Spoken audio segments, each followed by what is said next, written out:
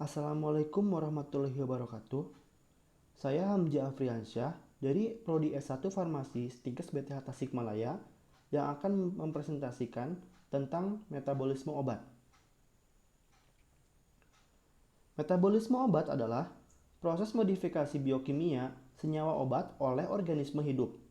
Pada umumnya dilakukan melalui proses enzimatik.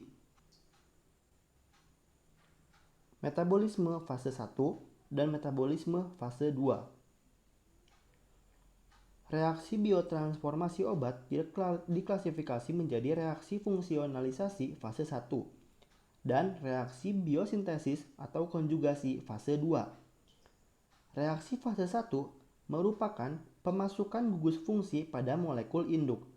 Reaksi fase ini biasanya berakibat pada hilangnya aktivitas farmakologis obat. Namun, ada juga yang tetap memperlihatkan berlangsungnya aktivitas atau peningkatan aktivitasi. Reaksi konjugasi fase 2 menyebabkan pembentukan ikatan kovalen antara gugus fungsi dan senyawa induk atau metabolit fase 1 dengan turunan endogen asam glukuronat, sulfat, glucotation, asam-asam amino, atau asetat. Reaksi proses metabolisme obat. Reaksi proses metabolisme obat dibagi menjadi dua bagian, yaitu yang satu yaitu reaksi perombakan. Pada reaksi perombakan ada beberapa bagian, yaitu oksidasi, meliputi alkohol, aldehid, asam dan zat hidrat arang yang dioksidasi menjadi CO2 dan air. Sistem enzim oksidatif terpenting dalam hati adalah sitokrom P450 yang bertanggung jawab terhadap banyaknya reaksi pemberontakan oksidatif. Yang berikutnya, reduksi.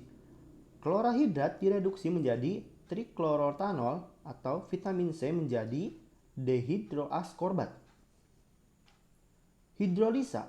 Molekul obat mengikat suatu molekul air dan pecah menjadi dua bagian, misalnya penyabunan ester oleh esterase, gula oleh karbohidrase, dan asam karboamida oleh amidase. Reaksi penggabungan atau konjugasi. Molekul obat bergabung dengan suatu molekul yang terdapat di dalam tubuh sambil mengeluarkan air. Misal, yang pertama, asetilasi. Asam cuka mengikat gugus amino yang tak dapat dioksidasi. Sulfatasi. Asam sulfat mengikat gugus OH fenolik menjadi ester. Glukoronidasi. Asam glukoronat membentuk glukorida dengan cara mengikat gugus OH. Yang terakhir, metilasi. Molekul obat bergabung dengan gugus CH3, misal nikotinamid dan adrenalin menjadi derivat metilnya.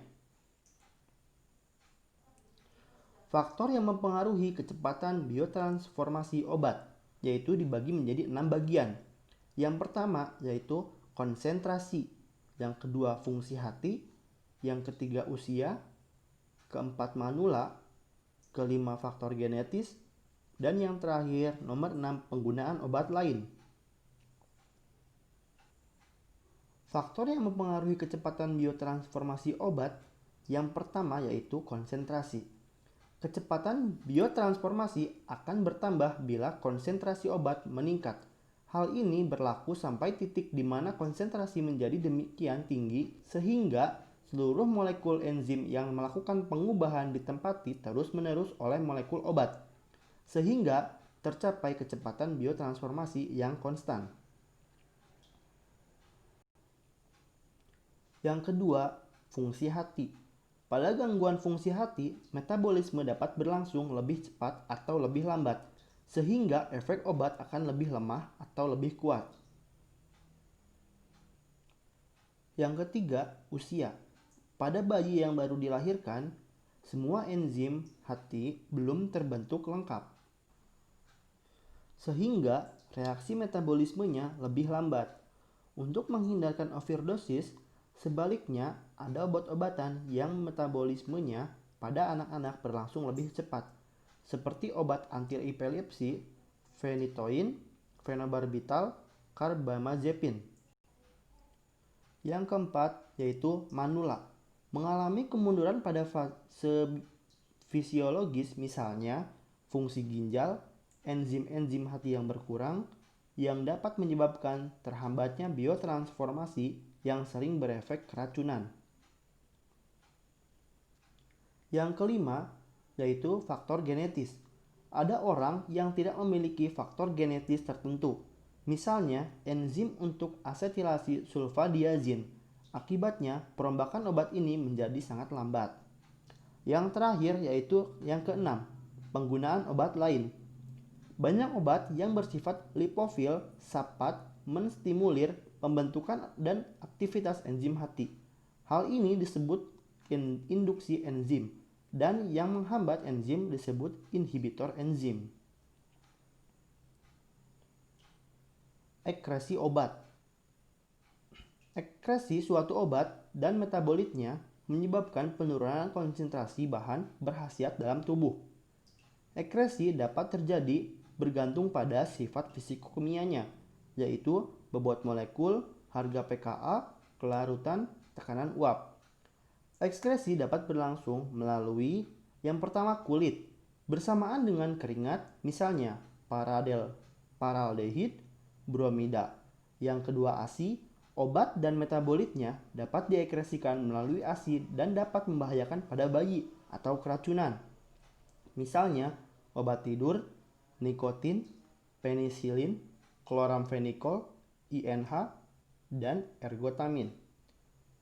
Yang selanjutnya empedu dan usus atau feses. Dan yang terakhir paru-paru atau dengan udara ekspirasi. Metabolisme vitamin B12. Vitamin B12 berfungsi sebagai suatu kofaktor untuk beberapa reaksi-reaksi biokimia penting pada manusia. Kekurangan vitamin B12 akan menyebabkan anemia, gejala-gejala gastrointestinal, dan abnormal neurologis. Kekurangan vitamin B12 pada orang dewasa, terutama pada orang dewasa usia lanjut, yang disebabkan oleh absorpsi yang tidak normal dari vitamin B12 dalam makanan. Secara relatif merupakan sesuatu yang umum dan merupakan gangguan yang mudah diobati. Farmakokinetik. Kekurangan vitamin B12 pada manusia sangat sering disebabkan oleh malabsorpsi vitamin B12 sebagai akibat hilangnya faktor intrinsik atau hilangnya malfungsi dari mekanisme absorpsi spesifik dalam ileum distal. Defisiensi gizi jarang terjadi, namun dapat dilihat pada vegetarian yang ketat setelah tidak mengkonsumsi daging, telur, atau produk-produk dari susu selama bertahun-tahun.